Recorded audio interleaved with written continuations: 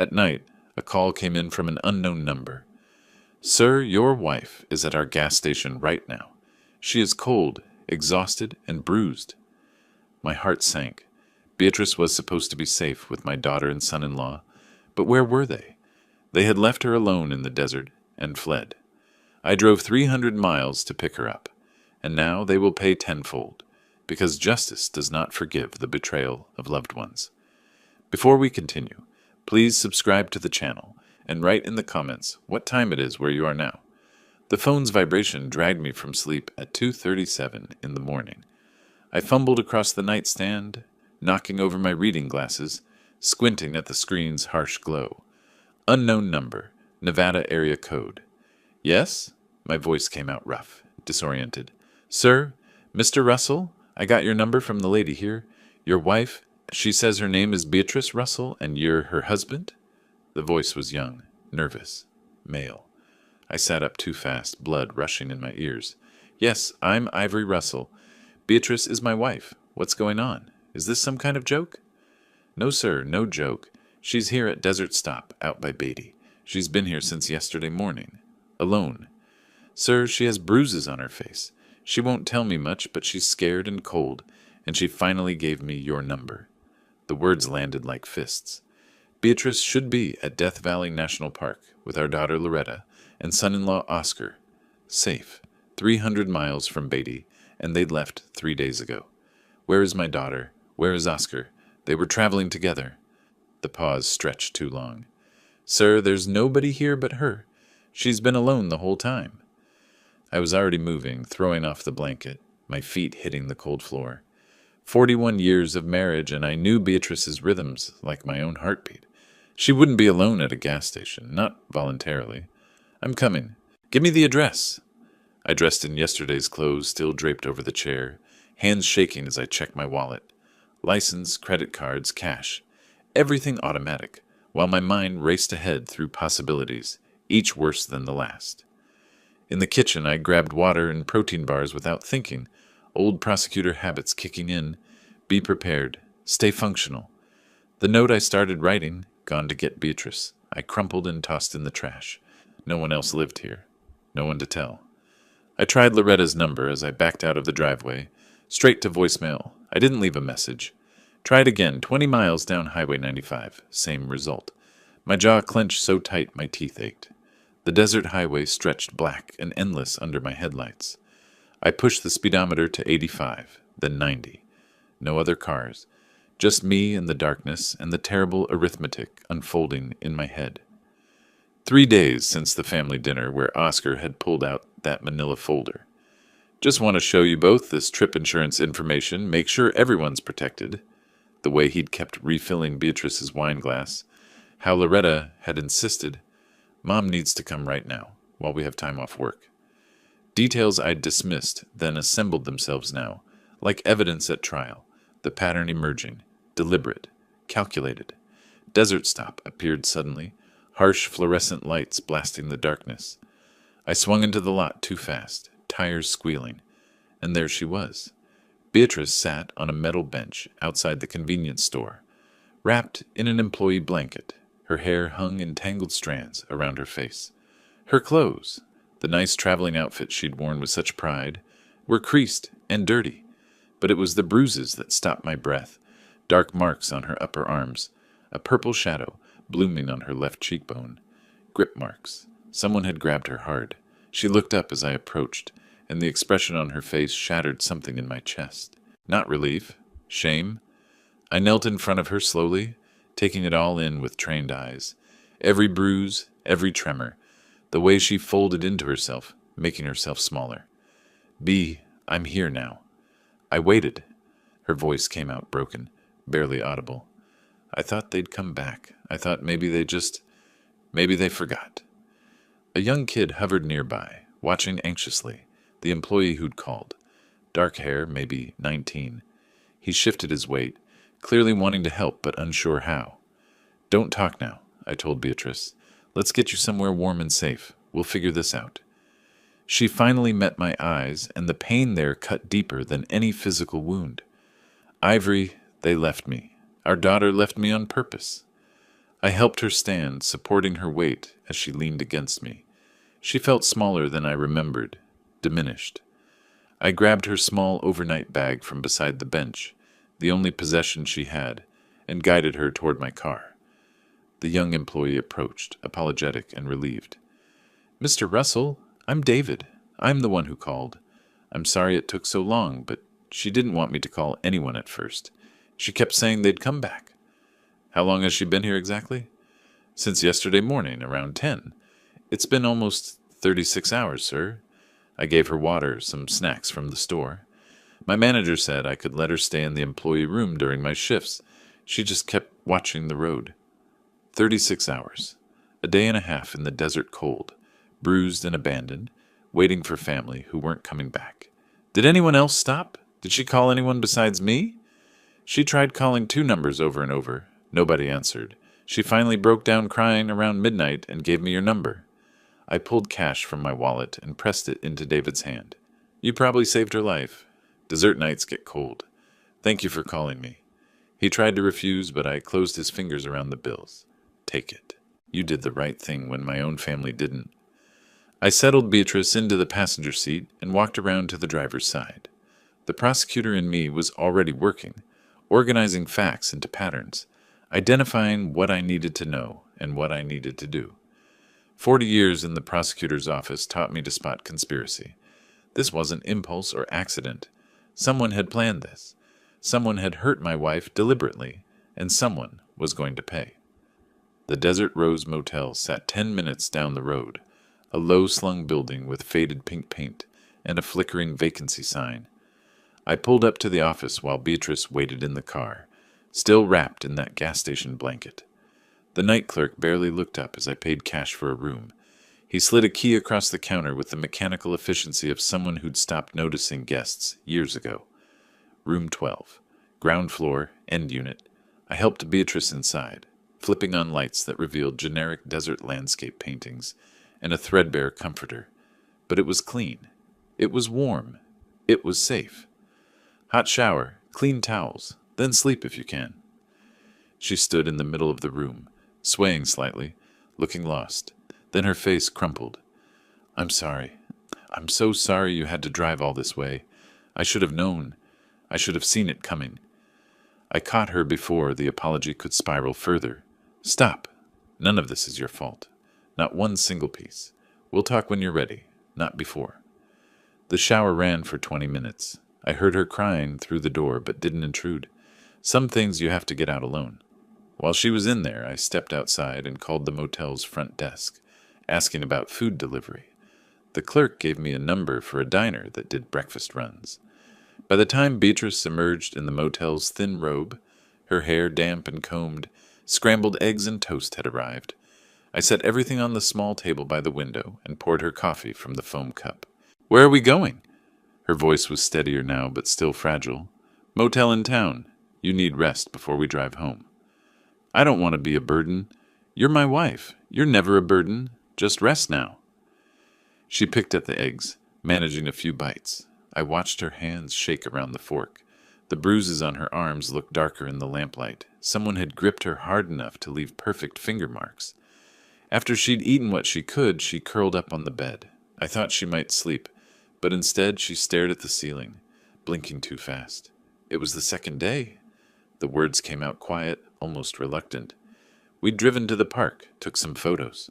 Oscar was charming, telling stories, making me laugh. I thought maybe I'd been wrong about him. Maybe he really cared. I pulled a chair close to the bed, but didn't interrupt. Let her tell it her way. That's how you get the truth? What changed? Breakfast! He pulled out papers, said it was standard stuff for the trip. Emergency contacts, insurance. But I looked closer. It wasn't trip insurance.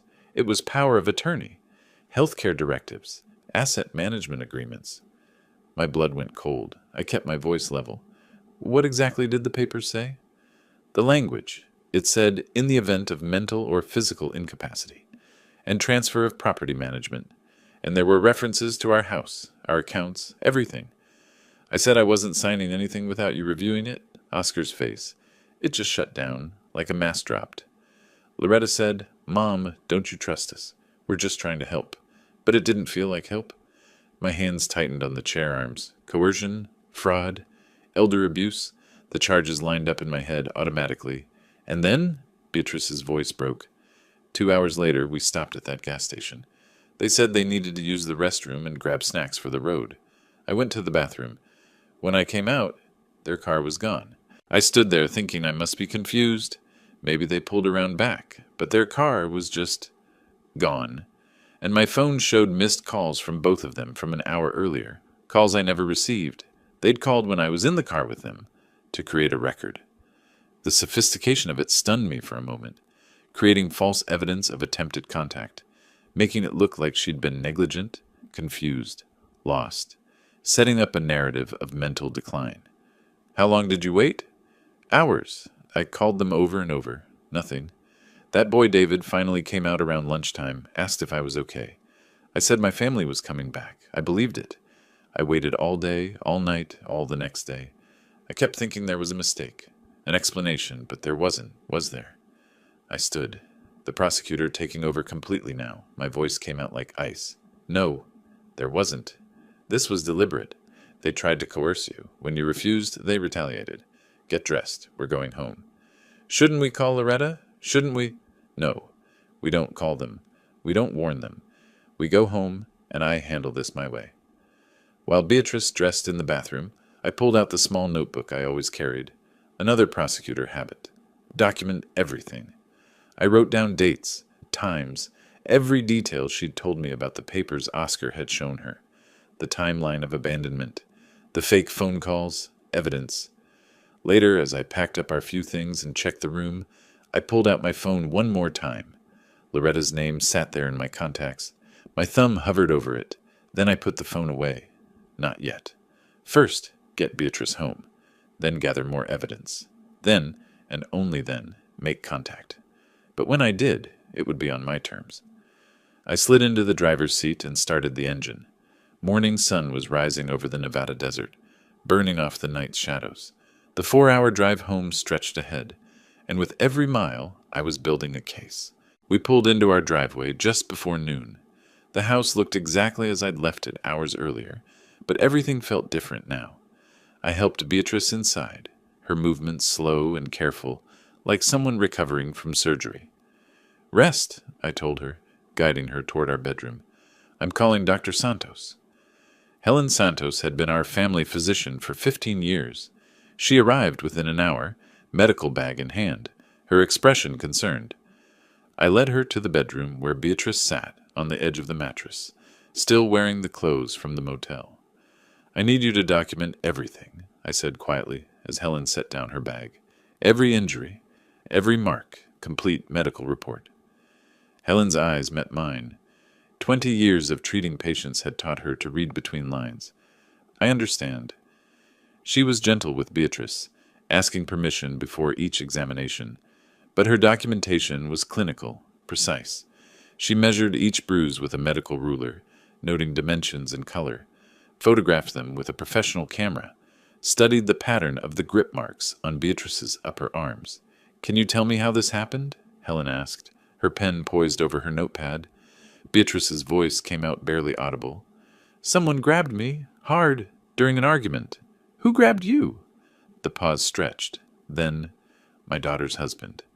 I watched from the doorway as Helen wrote it down. Every word, every detail. When she finished, she looked at me again, and I saw recognition there. She'd documented domestic violence cases before. She knew what I was building. The report will be thorough, she said. After Helen left, I went to my office and shut the door. For 40 years, this room had been my sanctuary. Floor-to-ceiling bookshelves, my old prosecutor's desk, framed commendations on the walls. Now it became a war room. I cleared everything off the desk surface. Then I began laying out documents in careful order. Bank statements on the left. The credit card records I'd printed before leaving to get Beatrice. In the center, I placed the photos I'd taken of the fraudulent power of attorney papers. While Beatrice had showered at the motel, she'd kept them in her bag, unable to throw them away. I studied those papers now with a prosecutor's eye. The language was sophisticated, professional terminology, proper formatting.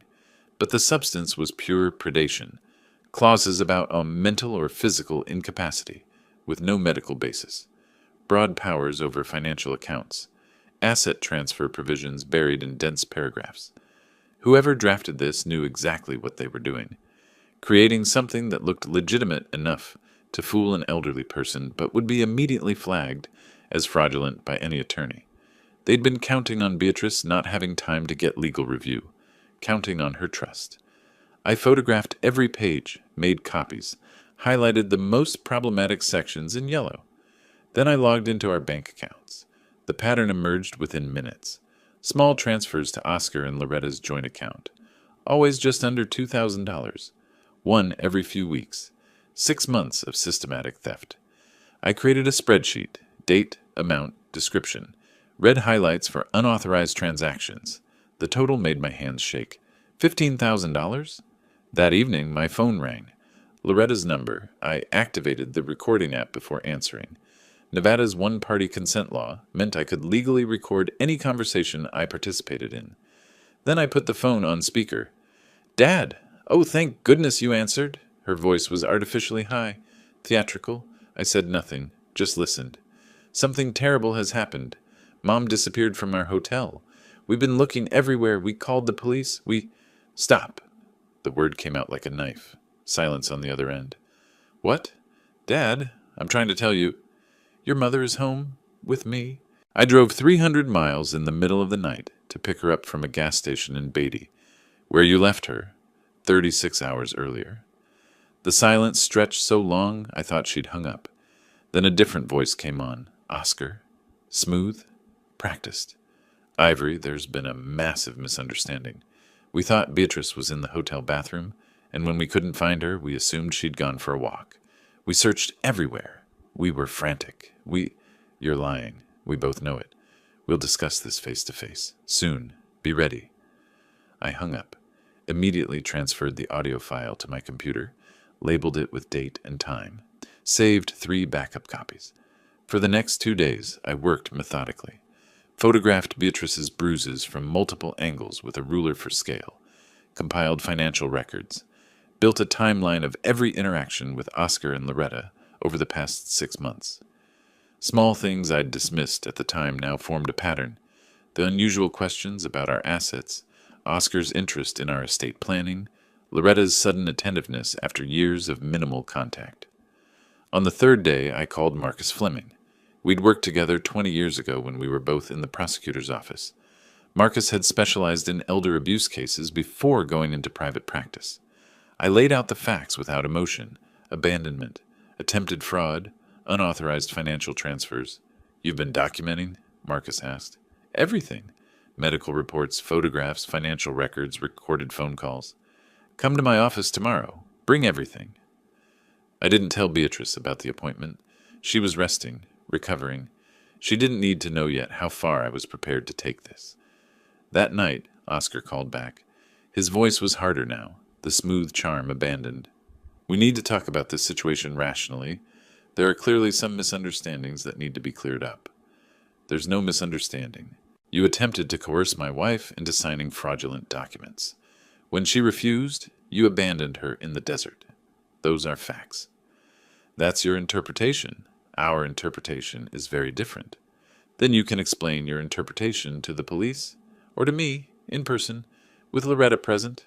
A pause, calculation in his voice when he spoke again. "Fine. When and where?" "I'll let you know. Soon." I hung up and looked at the evidence spread across my desk. The story told itself in documents and photographs and recorded conversations. Airtight, irrefutable. Now I just needed to decide how to use it. Marcus Fleming's office occupied the 3rd floor of a refurbished building downtown. I arrived at 9 the next morning with 2 accordion folders full of documentation. He'd aged since I'd seen him last, more gray in his hair, lines deeper around his eyes, but his handshake was firm and his focus sharp. We spent 3 hours going through everything. He made notes, asked questions, occasionally nodded with grim recognition. "This is solid," he finally said. "Elder abuse under Nevada. Revised statute. 200 PF 99. Attempted fraud. Financial exploitation. The medical documentation alone would convince most prosecutors. What are my options? Criminal charges, civil suit, restraining order, or, he paused. You could offer them a choice. Restitution and permanent separation or prosecution. Sometimes the threat is more powerful than the action. I thought about that as I drove home. By the time I pulled into my driveway, I'd made my decision.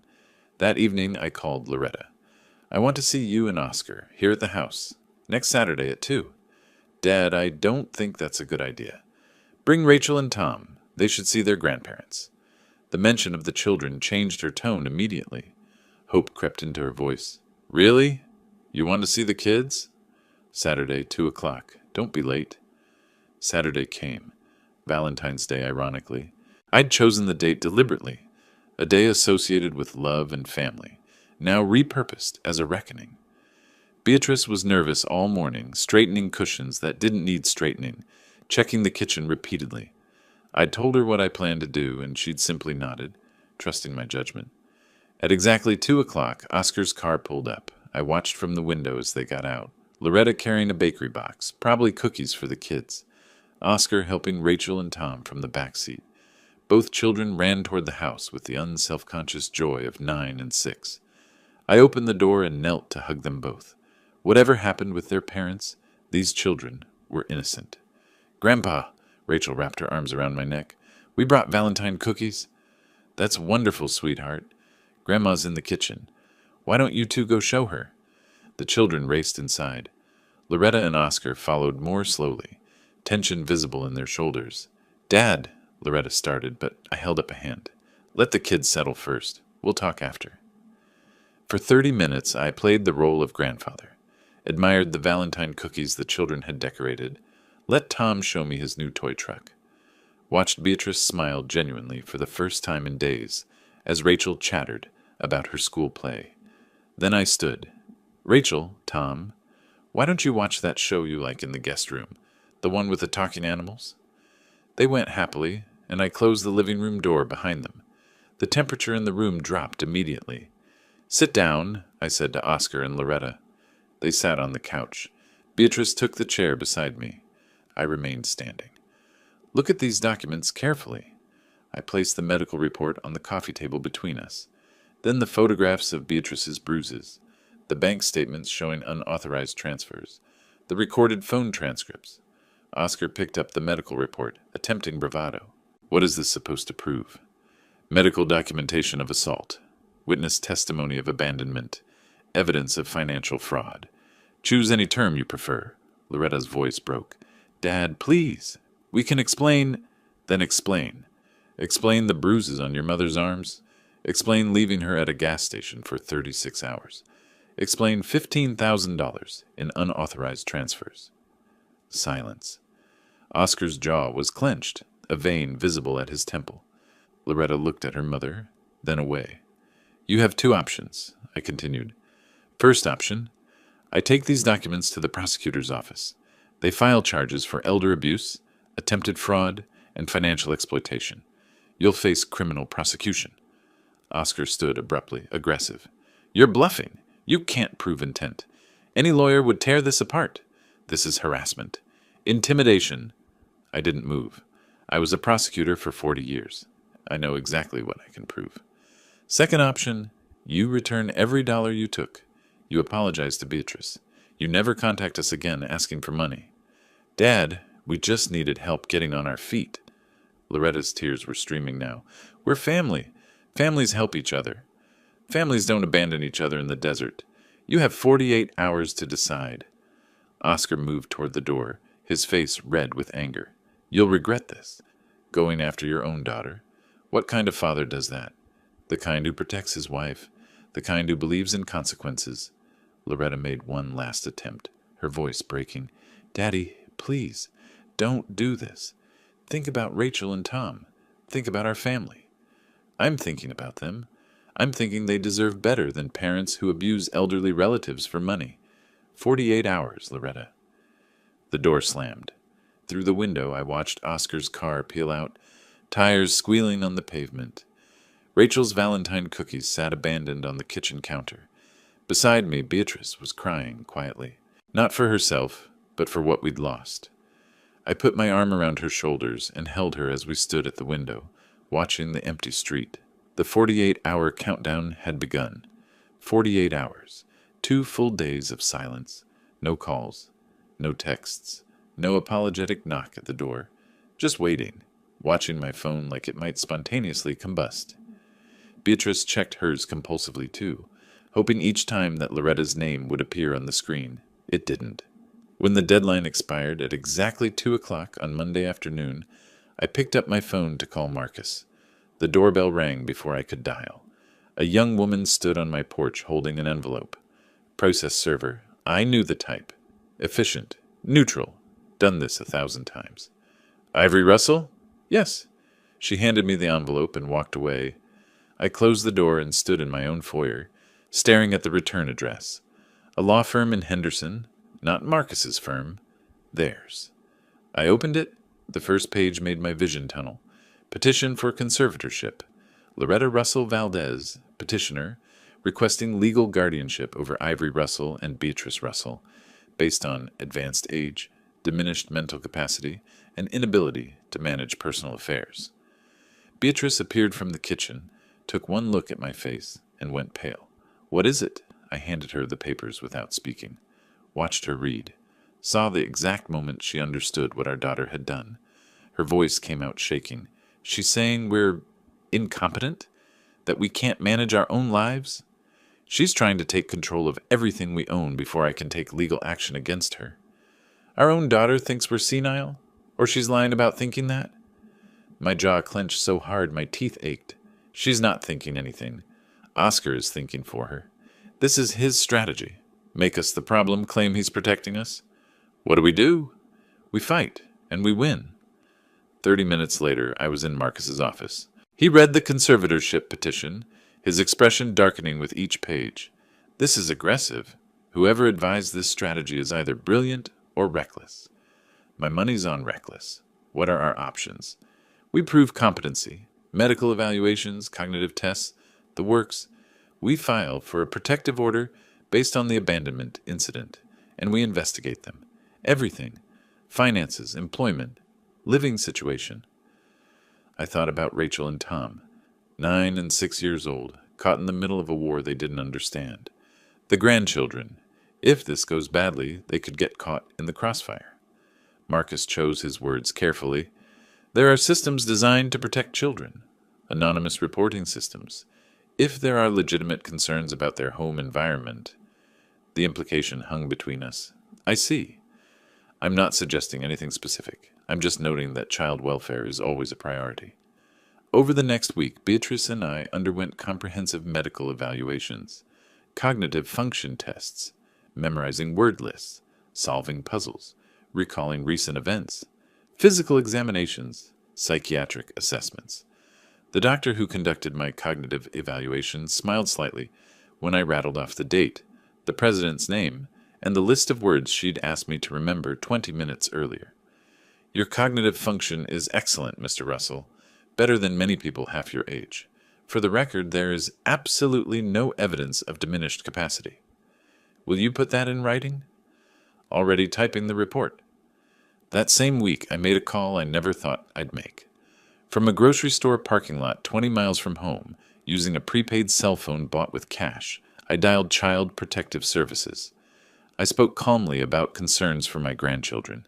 A father with apparent financial problems and anger management issues. A mother under severe stress.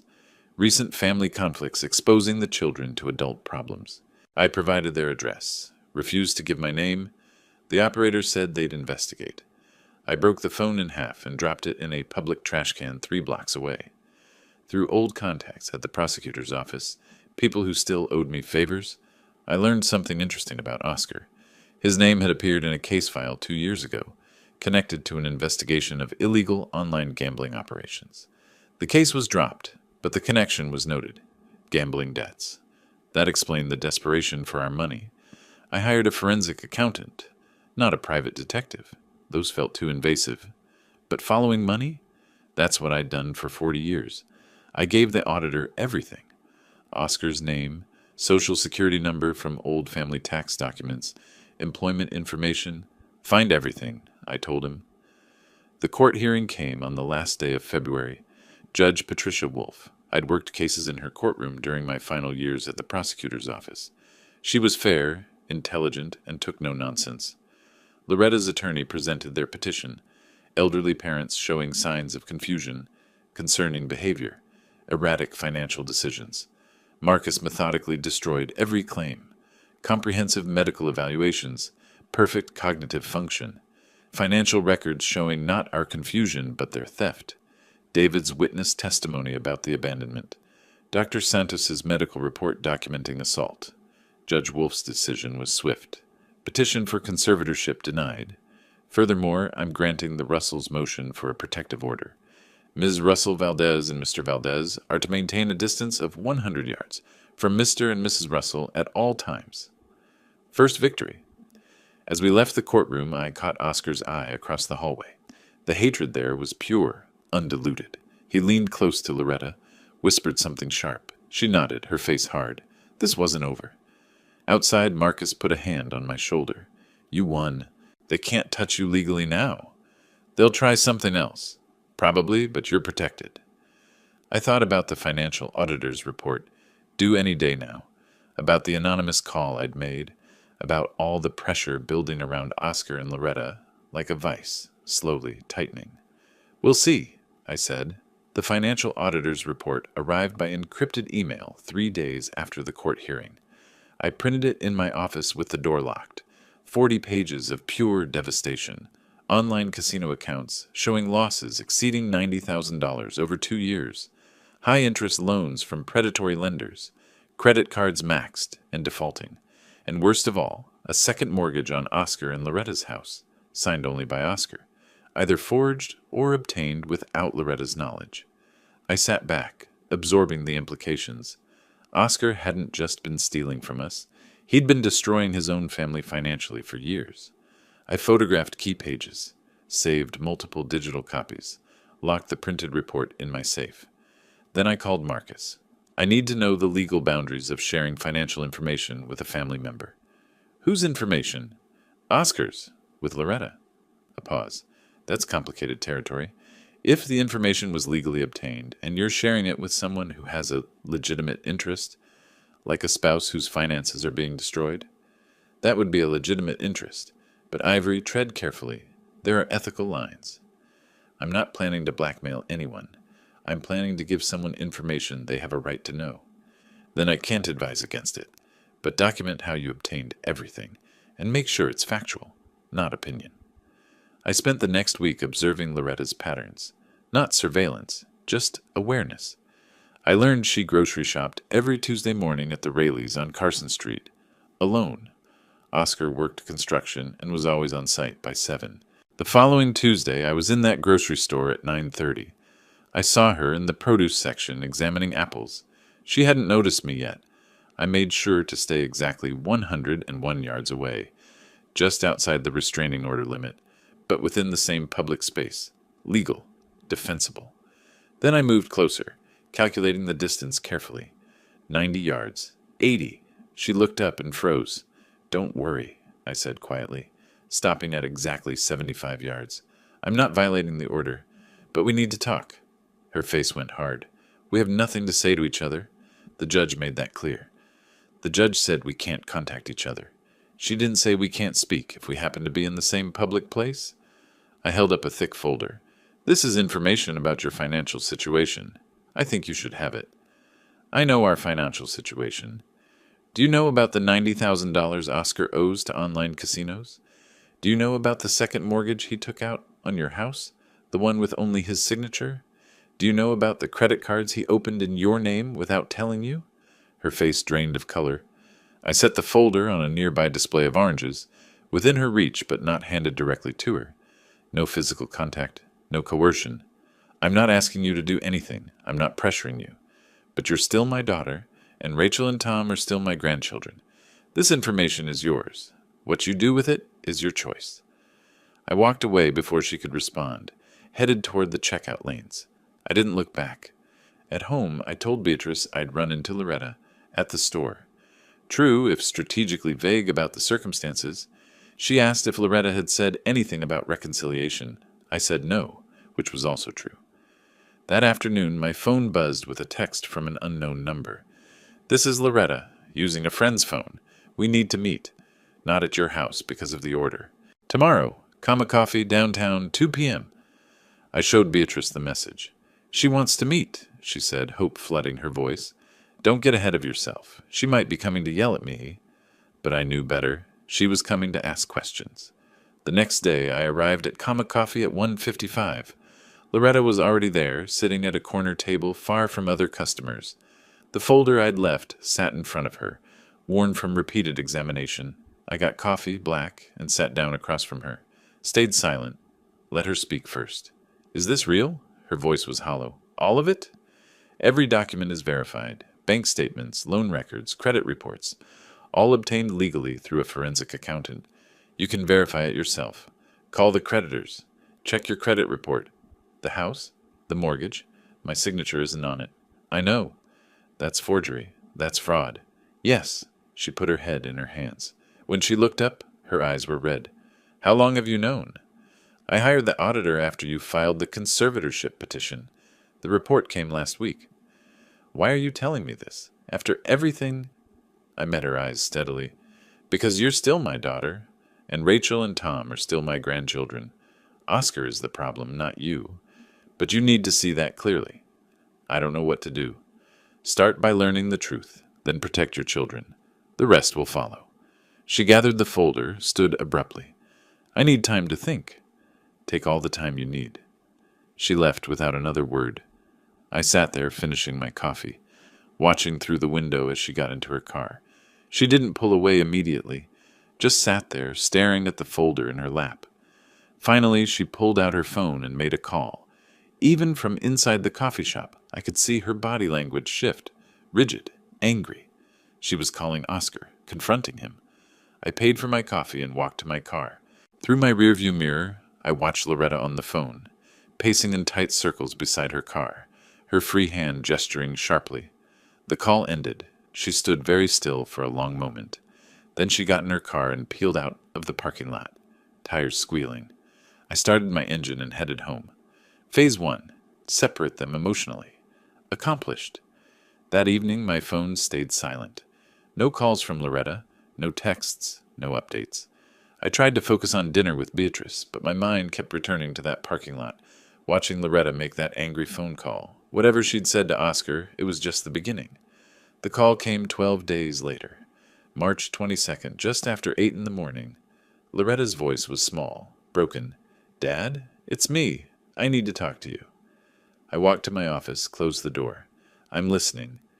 "You were right about everything. The gambling, the debts, the forged documents. I checked it all. I didn't know. I swear I didn't know." The words came out rushed, desperate, but I didn't soften. "You didn't know about the debts, but you knew you left your mother at a gas station. You knew she had bruises. You knew what you did." Silence, then crying. "He told me she was manipulating us, that she ruined the papers on purpose to make us look bad. I believed him because I wanted to believe we were the victims, not the criminals. And now I see what I am, what I did. I don't expect forgiveness. I just need to protect my children from the mess I created." I let her cry for another minute. Then I laid out my terms. If you want any path toward eventual reconciliation, and I'm not promising anything, you need to take concrete action. First, file for divorce immediately. Second, agree to temporary custody of Rachel and Tom with us while you stabilize. Third, return the $15,000. Dad, I can't. Child Services is investigating your home. If you don't act now, the decision gets taken out of your hands. The silence stretched. Finally, how long do I have? 2 weeks for all 3. The money, I'll need time to... Payment plan is acceptable, but the divorce papers need to be filed within 2 weeks. Non-negotiable. Another long pause. Okay. One more thing. When you file, you need to request that the notary who witnessed the forged mortgage be investigated. That person is either complicit or had their credentials stolen. Either way, it's evidence. I said it casually, almost as an afterthought. But I knew Oscar. Desperate men make desperate choices. and if Oscar thought the notary could be convinced or coerced into changing their testimony. "I'll include it in the filing," Loretta said. We hung up. I sat at my desk for a long time, thinking about next moves, contingencies, how Oscar would react when the walls really started closing in. 2 weeks and 1 day later, on April 5th, Loretta filed for divorce. Marcus called me that afternoon to tell me. She cited irreconcilable differences, requested full custody with supervised visitation for Oscar, and flagged the forged mortgage for investigation. The papers were served to Oscar at his workplace an hour ago. How did he react? Server said he went pale, then red, then walked out of the building without a word. That evening I stood at my kitchen window watching the street. Beatrice was upstairs preparing the guest room for Rachel and Tom, humming softly as she worked. The sound was almost peaceful. My phone buzzed. Text from an unknown number. "You did this. You destroyed my family. This isn't over." I saved the message, forwarded it to Marcus with a note. Documentation for potential restraining order extension. Then I deleted the unknown number and went upstairs to help Beatrice make up the beds. The next phase was already in motion, and this time Oscar would do most of the work himself. That evening my phone stayed silent. No calls from Loretta, no texts, no updates.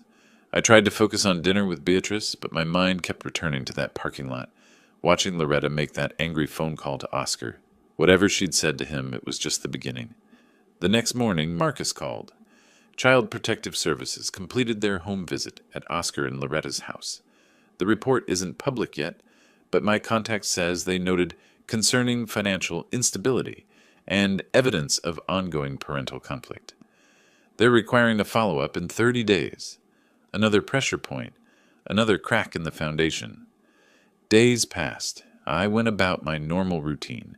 Grocery shopping, coffee with Beatrice at our favorite diner, reviewing old case files in my office just to keep my mind sharp. But I was waiting, watching. The call came 12 days after the grocery store encounter, March 22nd, just after 8 in the morning. Loretta's voice was small, broken, nothing like the defensive woman from the courtroom. "Dad, it's me. I need to talk to you." I walked to my office, closed the door so Beatrice wouldn't hear. "I'm listening. You were right about everything. The gambling, the debts, the forged documents. I checked it all myself. I didn't know. I swear, I didn't know." The words tumbled out, rushed, desperate. Part of me wanted to comfort her, but the prosecutor in me stayed cold. "You didn't know about the debts, but you knew you left your mother at a gas station. You knew she had bruises. You knew what you did." Silence, then crying, raw and ugly. He told me she was manipulating us, that she ruined the papers on purpose to make us look bad. I believed him because I wanted to believe we were the victims, not the criminals. And now I see what I am, what I did. I don't expect forgiveness. I just need to protect my children from the mess I created. I let her cry for another minute, let the weight of it settle. Then I laid out my terms, each one deliberate, non-negotiable. If you want any path toward eventual reconciliation, and I'm not promising anything, you need to take concrete action. First, file for divorce immediately. Second, agree to temporary custody of Rachel and Tom with us, while you stabilize your situation. Third, return the $15,000 you took. Dad, I can't just... Child Services is investigating your home. If you don't act now, the decision gets taken out of your hands completely. The silence stretched. I could hear her breathing, uneven and shaky. How long do I have? 2 weeks, for all 3 requirements. The money, I'll need time to get that kind of... Payment plan is acceptable. First installment within 30 days. But the divorce papers need to be filed within 2 weeks. Non-negotiable. Another long pause. I could almost hear her calculating, weighing options, realizing she had none. Okay. One more thing. When you file, you need to request that the notary who witnessed the forged mortgage be investigated. That person is either complicit in fraud or had their credentials stolen. Either way, it needs to be flagged for investigation. I said it casually, almost as an afterthought, but I knew Oscar, knew how desperate men think. If he believed that notary could be convinced or coerced into changing their testimony, destroying records, covering tracks. I'll include it in the filing, Loretta said quietly. We hung up. I sat at my desk for a long time afterward, looking at the photo on my shelf. Loretta at 8 years old, gap-toothed and laughing, holding up a perfect math test. That child was gone. The woman who'd abandoned her mother in the desert had taken her place. But maybe, eventually, something better could emerge from the wreckage. 2 weeks and 1 day later, on April 5th, Loretta filed for divorce at the Henderson courthouse. Marcus called me that afternoon. It's done. She cited irreconcilable differences, requested full custody with supervised visitation for Oscar, and specifically flagged the forged mortgage documents for investigation. The papers were served to Oscar at his workplace an hour ago. How did he react? Process server said he went pale, then red, then walked out of the building without saying a word. Left his briefcase, his lunch, everything. I thanked Marcus and hung up, walked to the kitchen window, looked out at the quiet street. Beatrice was upstairs preparing the guest room for Rachel and Tom, humming softly as she worked. The sound was almost peaceful. My phone buzzed. Text from an unknown number. You did this. You destroyed my family. This isn't over. I took a screenshot, forwarded it to Marcus with a note. Documentation for potential restraining order extension. Then I blocked the number and went upstairs to help Beatrice make up the twin beds with fresh sheets covered in stars and planets. The next phase was already in motion, and this time Oscar would do most of the work himself. Oscar showed up at my house 6 days after being served the divorce papers. It was nearly midnight when headlights swept across our bedroom window. I was already awake, old prosecutor's instinct. I heard the car door slam, heavy footsteps on the walkway. The pounding on the front door shook the frame. Ivory, I know you're in there. You can't hide from this. I pulled on my robe and went downstairs. Beatrice appeared at the top of the stairs, frightened. Call the police, I told her quietly. Restraining order violation. Oscar's shouting continued outside. You turned my wife against me. You poisoned her mind. You want to take everything. I didn't open the door, just stood in my foyer, phone in hand, waiting. The police arrived within 7 minutes. Through the window, I watched 2 officers approach Oscar, who was still standing on my porch, his face red with rage. They arrested him on the spot. The next morning, Marcus called with an update. He spent 48 hours in jail. Judge set bail at $5,000. He posted it this morning using a bail bondsman. He'll violate again. Probably, they always do. 6 days later, he did. The notary's office was in a small professional building downtown. Carmen Rodriguez had been a public notary for 15 years, meticulous about her records. When I'd mentioned her name to Loretta, I'd known Oscar might try something stupid. He broke in at 3 a.m. on April 18th, smashed the window on the back door, triggered the silent alarm immediately. He was in the office for less than 5 minutes before police arrived, just long enough to search Carmen's files, leave fingerprints on her desk and cabinets, and accomplish absolutely nothing since her records were digitally backed up and legally protected. Security cameras captured everything. Marcus called me the next morning. Your son-in-law is making this remarkably easy for us. Breaking and entering, attempted theft of records, destruction of property. Combined with the restraining order violation, he's looking at serious charges. Will he make bail again? Doubtful. Judge Martinez doesn't appreciate repeat offenders. Oscar's probably looking at 5 to 7 days minimum before hearing. Over the following week, Oscar's life collapsed like a building with its supports removed. His employer terminated him on April 21st, standard policy for employees with pending felony charges. The foreclosure notice on his house arrived April 25th. His car was repossessed 2 days later when he missed the 3rd consecutive payment. Loretta moved into a small apartment downtown, took the children with her. She'd found work as a paralegal, ironic given the circumstances, and was making the first payment on what she owed us. On April 30th, I received a call from Carmen Rodriguez, the notary. Her voice was shaky but angry. Mr. Russell? This is Carmen Rodriguez. The police told me you might have information about why Oscar Valdez targeted my office. He forged documents and needed your records to disappear. I want to testify against him at any hearing, any trial. What he did to your wife, what he tried to do to my business, I want him held accountable. I took down her information, passed it to Marcus. Another witness, another nail. That same afternoon, Oscar's attorney reached out to Marcus about a plea deal. The terms were harsh, but predictable. Plead guilty to breaking and entering, drop the attempted theft charge, 6 months probation, 200 hours community service, restitution for damages. No jail time if he complied fully with all terms. He'll take it, I told Marcus. He has no choice. Probably. His attorney knows they have video evidence and can't win at trial. 2 days later, Loretta called. Her voice was exhausted but steady. Dad, the children want to say goodbye to Oscar before they move in with you and Mom this weekend. Can we meet somewhere supervised? Where? The park downtown, Sunday at noon. I thought maybe you should be there, as the supervisor, so Oscar knows the boundaries are real? I thought about it, meeting Oscar face to face, with my grandchildren present, at the final moment of his collapse. I'll be there, I said. Sunday morning arrived bright and cold. Beatrice and I drove to Carson Park just before noon. Loretta was already there with Rachel and Tom, sitting at a picnic table near the playground. The children were subdued, sensing the weight of adult problems they couldn't quite understand. Oscar arrived 10 minutes late, driving a borrowed car. He looked diminished, unshaven, wearing rumpled clothes, moving like someone who hadn't slept in days. He stopped when he saw me standing beside Loretta, his jaw clenched. You brought him? Loretta's voice was firm. Dad is here to supervise. Those are the terms. For a moment, I thought Oscar might leave. But then Rachel called out, Daddy! And ran toward him, and whatever fight he had left drained away. I watched him kneel and hug his daughter, then his son.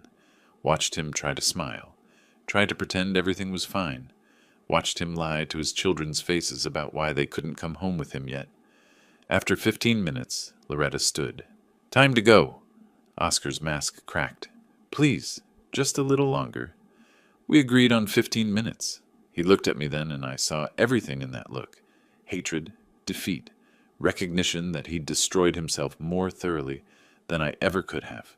This is all you, he said quietly. You orchestrated everything. I met his eyes steadily. You left my wife in the desert. Everything after that was just consequence. He had no response to that. Just turned and walked back to the borrowed car, shoulders hunched, a man carrying the full weight of his choices.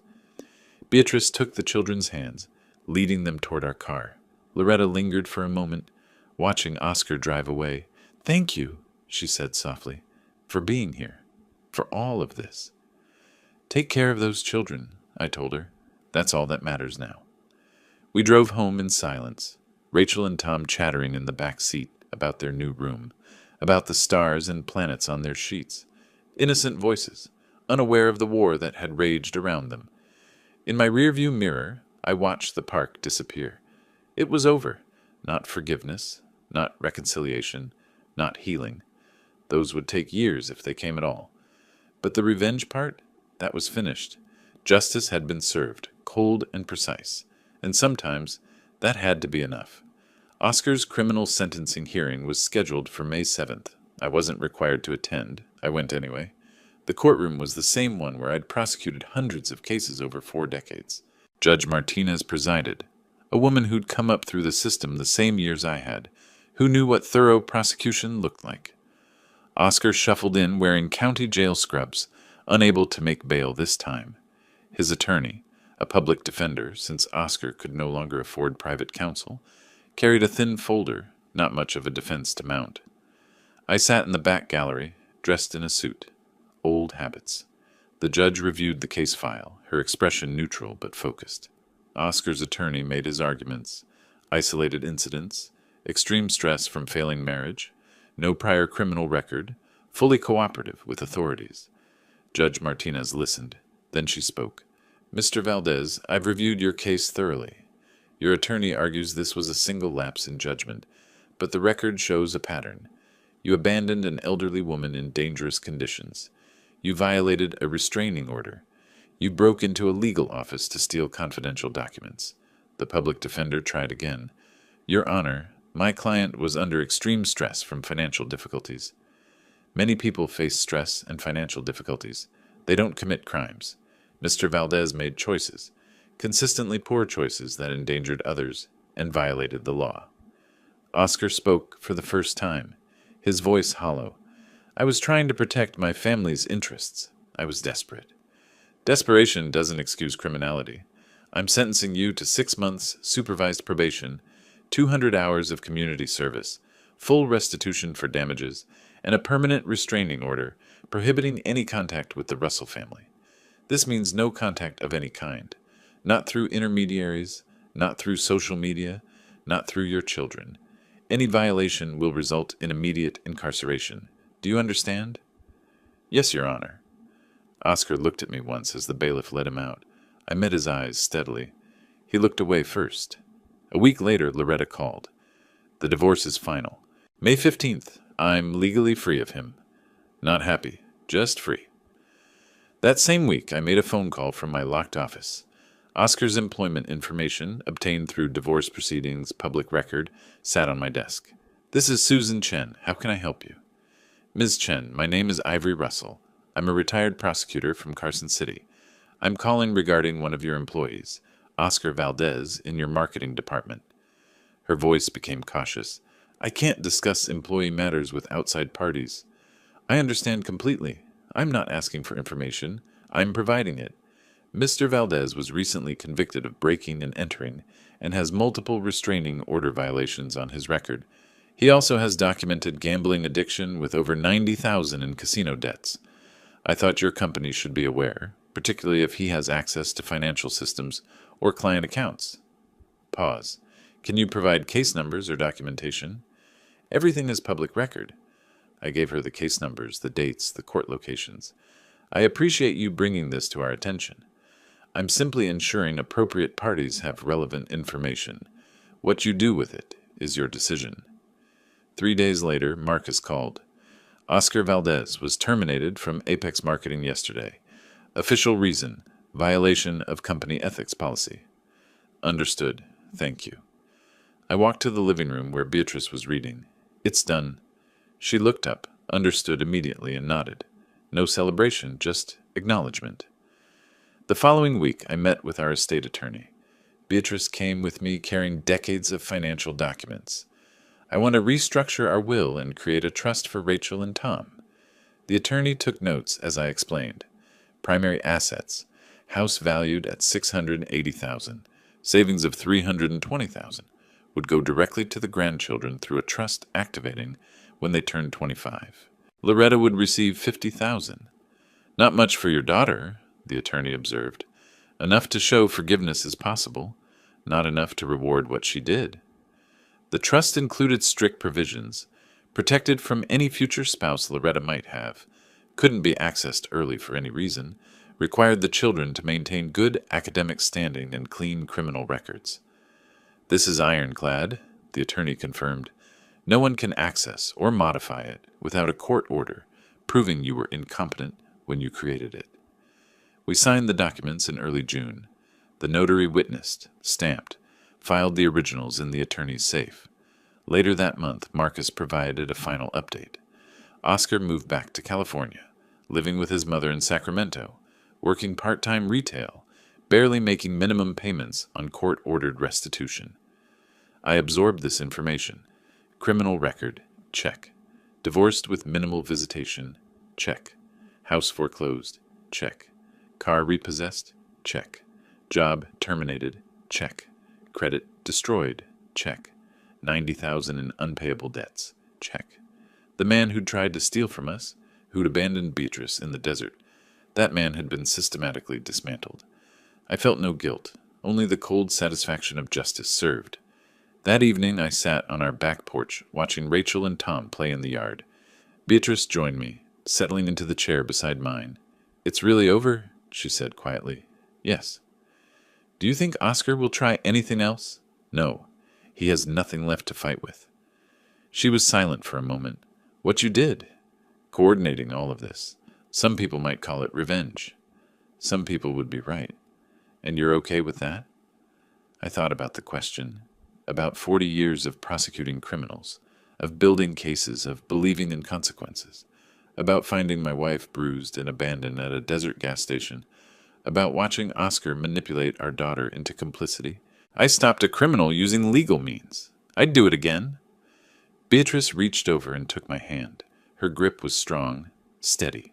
The tremor she'd had for weeks after the abandonment was gone now. Good, she said, because he deserved everything he got. We sat together as the sun set, watching our grandchildren play, and for the first time in months, the weight I'd been carrying lifted. Justice wasn't just served, it was complete. Summer arrived with a gentleness that felt earned. Rachel and Tom adjusted to living with us with the resilience of children, their rooms filled with artwork, homework assignments, the comfortable chaos of young lives. Beatrice enrolled them in summer programs at the local community center. I taught Tom to ride a bike in our driveway, running alongside him until the moment he found his balance and pedaled away, laughing. Beatrice started therapy twice a week, a kind woman named Dr. Patricia Lynn, who specialized in trauma recovery. At first, Beatrice resisted. I'm fine. I don't need to talk to anyone. But I insisted. The abandonment, the bruises, the betrayal by our daughter, those things left marks deeper than skin. After 3 weeks, Beatrice came home from a session and told me, Patricia asked me today what I wanted from the future. I realized I'd been so focused on surviving, I'd forgotten to think about living. And what do you want? To be a grandmother, to feel safe in my own life again, to forgive Loretta eventually when she's earned it. Not today? Not today, but maybe someday. Loretta called every evening to talk to her children. Brief conversations full of, how was school? And, did you brush your teeth? And, I love you. She sent the first payment of what she owed us, $500, nearly half her paycheck from her paralegal job. On the second Saturday of June, she asked if she could visit. Just for an hour. I want to see them. I want to see you both. I looked at Beatrice. She nodded slowly. Saturday afternoon, 2 o'clock, 1 hour. Loretta arrived exactly on time, carrying a bag of art supplies for the kids. She'd lost weight, looked tired but steady. She hugged Rachel and Tom carefully, like she was afraid they'd break or disappear. Mom? Tom asked. When are we coming home? Loretta's face crumpled for just a moment. Then she smiled. Grandma and Grandpa's house is your home right now, honey. But we'll have special visits, okay? Like today. After the children went outside to play, Loretta turned to us. I'm taking night classes at the community college, business administration. I want to support myself properly, give them stability. I know I can't undo what I did, but I'm trying to become someone who deserves them back eventually. I didn't soften immediately. Words are easy. Actions take time. I know. I'm prepared to take that time. Those Saturday visits became routine. Every week, same time, Loretta would arrive with some small gift or activity. She never asked to take the children anywhere alone, never pushed boundaries, just showed up consistently, proving through repetition that she could be trusted. Oscar exercised his monthly supervised visitation rights exactly once, in June, at a facility in Henderson with a court-appointed supervisor present. According to the report Loretta received, he'd sat stiffly across from Rachel and Tom for 30 minutes, asked surface questions about school, and left early claiming he had work. He never scheduled another visit. August brought our 41st wedding anniversary. I'd planned nothing elaborate. The past months had been exhausting enough, but Beatrice wanted to celebrate. We survived, she said simply. That deserves recognition. We invited Loretta for dinner. She arrived early to help cook, moving around our kitchen like she remembered from childhood, instinctively knowing where everything lived. The evening was almost normal. Rachel showed us her report card, all A's and B's. Tom demonstrated his new ability to snap his fingers. We ate lasagna and garlic bread and the lemon cake Loretta had baked. After dinner, after the children were playing in the living room and Loretta was clearing dishes, Beatrice and I stepped onto the front porch. The sun was setting, painting the sky in shades of gold and pink. 41 years, Beatrice said. Through everything. Through everything, I echoed. Do you think Loretta will be okay? Really okay? I thought about the question, about my daughter who'd made terrible choices, paid terrible prices, and was slowly rebuilding herself piece by piece. I think she has a chance, if she keeps showing up, if she keeps doing the work. And us? Are we okay? I looked at my wife, 62 years old, bruises long faded, strength returned. The woman I'd driven 300 miles through the night to rescue. The woman who'd sat beside me through investigations, court hearings, strategic planning. The woman who'd chosen to heal rather than break. We're more than okay, I said. Inside, Loretta called, "Dinner's ready." Wait, we'd just eaten. I realized she meant dessert. Old habit, calling it wrong. Rachel and Tom raced toward the house, laughing about something only they understood. Beatrice stood, tugged my hand. "Come on, let's eat with our family." I rose, but paused at the porch rail, looking out at the neighborhood. 41 years in this house. 40 years as a prosecutor before that. I'd spent my entire life pursuing justice, in courtrooms, through evidence by legal means. What happened with Oscar was just one more case, except it wasn't. It was personal, and personal cases required complete solutions. Oscar was gone, not dead, not in prison, just removed, living a diminished life in California, no threat to anyone. Loretta was here, rebuilding, earning forgiveness slowly. Beatrice was healing. The children were safe. "Ivory!" Beatrice called from the doorway.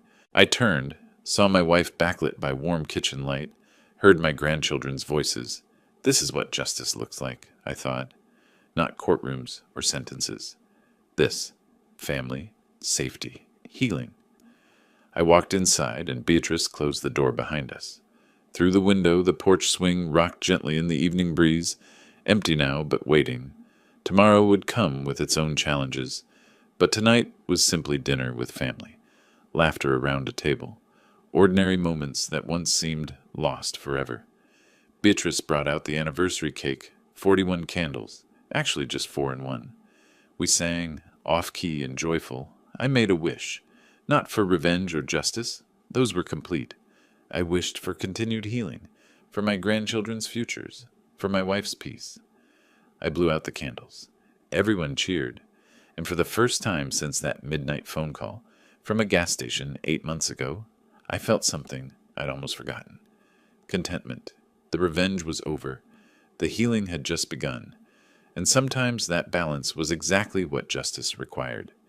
If you like this story, please like this video, subscribe to the channel, and share your impressions of this story in the comments.